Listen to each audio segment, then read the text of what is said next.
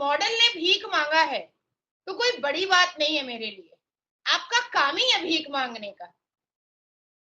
ये शरीफ शरीफ तक सब कोई भीख ही मांग रहे हैं। आपके पाकिस्तान में एडुकेशन बद से बदतर है। तो अगर आपकी मॉडल ने भीख मांगा है तो मुझे ऐसा लगता है कि सिर्फ उसने भीख नहीं मांगा होगा कि आपकी यहाँ एक मॉडल ने भीख मांगा है, कभी अंधी बनकर, कभी लंगड़ी बनकर, कभी लूली बन करके। तो अरब सऊदी अरबिया ने आप लोगों का वीजा क्यों कैंसिल किया, आप लोगों के पासपोर्ट को क्यों बैन करवाया? क्योंकि मर्द जाकर के क्या कर रहा था, नाड़ा टाइट कर ले रहा था और भीख मांगने खड़ा हो जा रहा था, और उन मस्जिदों के सामने भीख मांगता था जो मस्जिदें महंगी होती हैं, क्योंकि वहां डॉलर ज्यादा मिलता है। आप गूगल पे जाके सर्च कीजिए, ये सऊदी अरबिया ने खुद स्टेटमेंट दिया है। दुबई में पाकिस्तानी फ़कीर दर्द सर बन गए। इमाराती हुकूमत ने पाकिस्तान कौंसल खाने दुबई से मामला उठाया, पाकिस्तानी फ़कीरों की निशानदही की। पाकिस्तानी सिफारती हुकाम ने FIA और एयरपोर्ट हुकाम को ख़त लिख दिया, दरख्वास्त की पाकिस्तानी फ़कीरों को दुबई आने से रोका जाए। UAE की गवर्नमेंट है वो भी हमारे साथ कई दफ़ा ये बात रेस कर चुकी है। तो एक तो हमें इसके लिए हमने अपनी गवर्नमेंट को भी लिखा है, FIA को भी लिखा है कि एयरपोर्ट पे ये ज़रूर इस किस्म के चेक्स रखें ताकि इस किस्म के लोग आके हमारी कम्युनिटी का नाम ख़राब ना करें। ये बात पाकिस्तान कौंसल जनरल हसन अफजल खान ने शारजा के पाकिस्तान सोशल सेंटर में इफ्तार डिनर के बाद मीडिया से गुफ्तगू करते हुए कही। पाकिस्तान से लोग आते हैं जो यहाँ भीख मांगते हैं और मुख्तलिफ मस्जिदों के बाहर, मुख्तलिफ मॉल्स के बाहर आके भीख मांगते हैं, तो वो हमारे लिए एक शर्मिंदगी की बाइस भी है।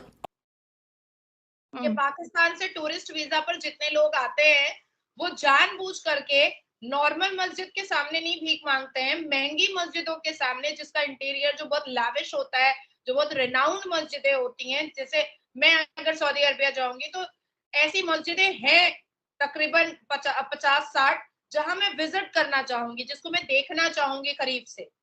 तो उन मस्जिदों के सामने आपके पाकिस्तान के मर्द और औरत, मर्द क्या होता है, उटंगा पैजामा पहन करके खड़ा हो जाता है, सर पे जालीदार टोपी रख करके भीख मांगने के लिए, और औरतें क्या करती हैं, वो नकाब पहन करके अपना बदन सुकड़ करके कोने में थाली लेकर के बैठ जाती हम्म। है। तो इसलिए आप लोगों को मना किया गया कि भाई सऊदी अरबिया ने, अरब ने साफ कह दिया कि भाई पाकिस्तानियों को घुसने मत दो। और या तो फिर पाकिस्तानी मुसलमान क्या करते हैं, मक्का मदीना के अंदर कहते हैं मेरा मेरा वॉलेट चोरी हो गया, मेरे को पैसा दे दीजिए कुछ, ये है ना, ऐसे तो कर। हाँ। करते हैं ना। उसके हम्म। बाद फिर क्या करते हैं, चेन छीनते हैं, घड़ी छीनते हैं, पॉकेट हाँ। मारी करते हैं। कोई अगर पैंट के पीछे अगर मोबाइल लेकर के चल रहा होता है तो वो निकाल लेते हैं।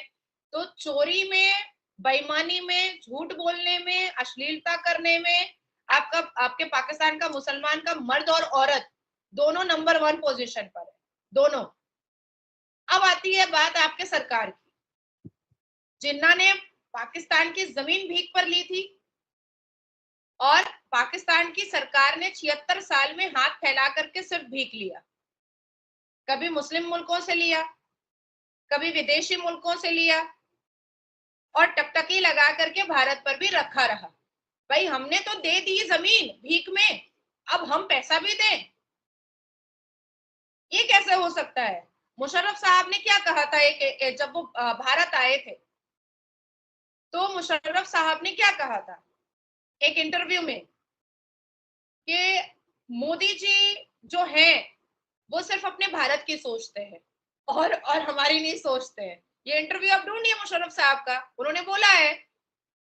मतलब लोग दंग हो गए, और जो इंटरव्यू ले रही थी वो भी दंग हो गई, बोली वो भारत के बारे में नहीं सोचेंगे तो आपके बारे में क्यों सोचेंगे? तो बहुत कॉमन सेंस वाली बात है। तो आज हालात आपके ऐसे हैं कि आपने, पाकिस्तान ने अपना न्यूक्लियर बॉम्ब भी गिरवी करके रखा हुआ है। आप उस बॉम्ब को इस्तेमाल नहीं कर सकते क्योंकि वो गिरवी पर है। आपके अवाम जो है, आपके पाकिस्तान की अवाम जो है, वो जब यहाँ पर मंदिर का उद्घाटन होता है तो कहती है हम बम से उड़ा देंगे, हम भी एटमी ताकत है, यही बोलते हैं ना आपके पाकिस्तान के मर्द लोग, बंदा छाप लोग, हम लोग भी एटमी ताकत है। तो भाई वो एटमी ताकत भी जो है वो तो गिरवी रखा हुआ है, वो तो आप छू भी नहीं सकते। पहले आपको कर्जा पूरा पड़ेगा, तब आप छू पाएंगे।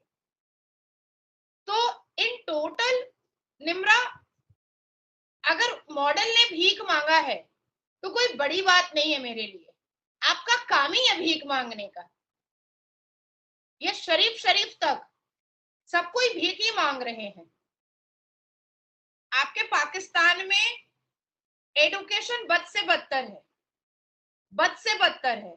आपके पाकिस्तान के जो नौजवान हैं, जिसके ऊपर देश की जिम्मेदारी होती है, वो 4 बीवियों और 72 वर्जिन हूर में बिजी हैं।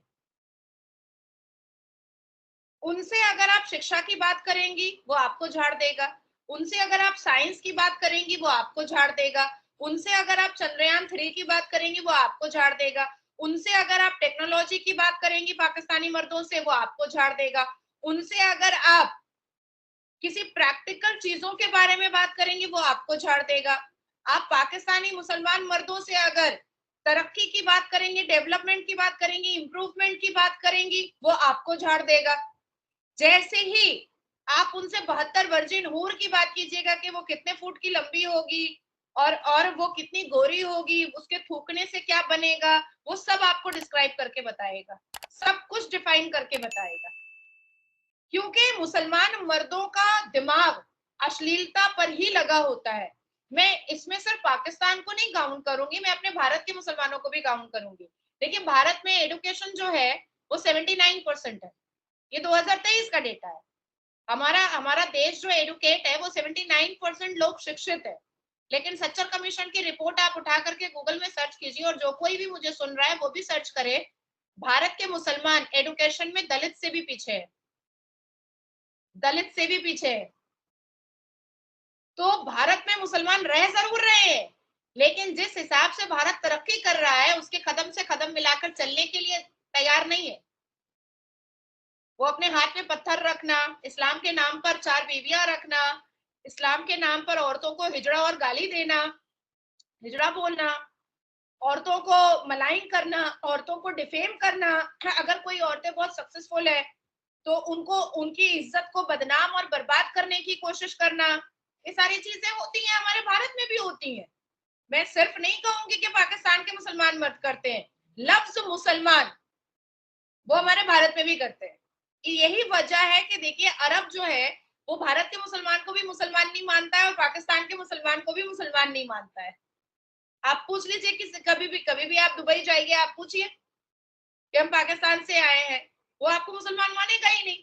क्योंकि ना भारत के मुसलमान इस्लाम पर चल रहे हैं, ना पाकिस्तान के मुसलमान इस्लाम पर चल रहे हैं। लेकिन अरब आज भी कट्टर इस्लामिक है, वो अपने इस्लाम से कॉम्प्रोमाइज नहीं करता है, कभी भी नहीं करता है।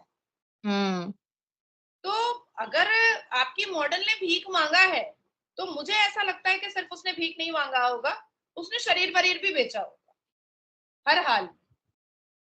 क्योंकि देखो, हमारे भारत में 10 साल जेल खटा हुआ बलात्कारी से मुसलमान लड़कियां शादी करती हैं।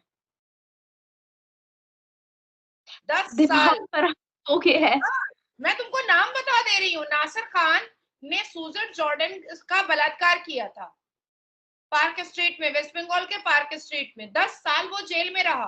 अभी भी उसका छोटा भाई जेल में है, अभी भी जेल में बलात्कार की सजा खट रहा है।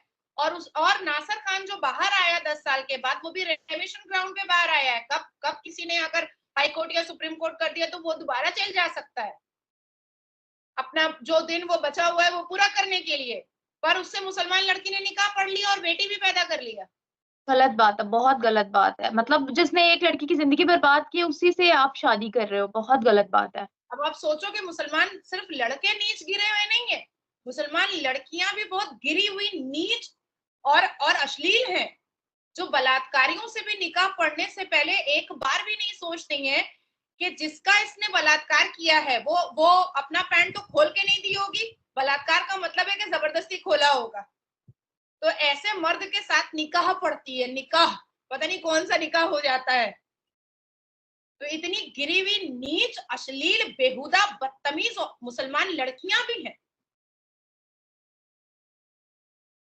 तो मुझे ऐसा लगता है कि ये जो मॉडल जो जिसके बारे में आप बात कर रही हैं और जो आप सुनाया भी है आपने कि वो अंधी बन जाती है, कानी बन जाती है, मुझे लगता है कि उसने अपने जिस्म को भी जरूर बेचा होगा, जरूर बेचा होगा। बिल्कुल सही है मैम, हालात तो बहुत बुरे हैं और पाकिस्तान की इमेज बहुत ज़्यादा ख़राब हो रही है। आपने बिल्कुल सही बोला है कि अरब जो है वो इस्लाम को फ़ॉलो करते हैं और उनकी ऐसी रेपुटेशन बिल्कुल भी नहीं है। सऊदीया में चले जाएँ, वो माइनॉरिटीज़ का इतना ख़्याल रखते हैं, उनके बारे में सोचते हैं, उनके लिए बिल पास करते हैं और उनके बिहेवियर से पता लगता है कि यार ये लोग इस्लाम फ़ॉलो करें। लेकिन अगर हम अपनी बात करते हैं, हम तो पता नहीं किस डायरेक्शन में जा रहे हैं। हमने अपने कम्फ़र्ट ज़ोन के मुताबिक हर चीज़ को डिसाइड कर रखा है। तो मैम मैं आपकी बात से एग्री करती हूँ और उम्मीद करती हूँ कि हमारे व्यूवर्स को भी आपकी एज़ यूजुअल बहुत पसंद आई होगी और प्रोग्राम को भी यहीं पर ही एंड करते हैं। फिर से मुलाकात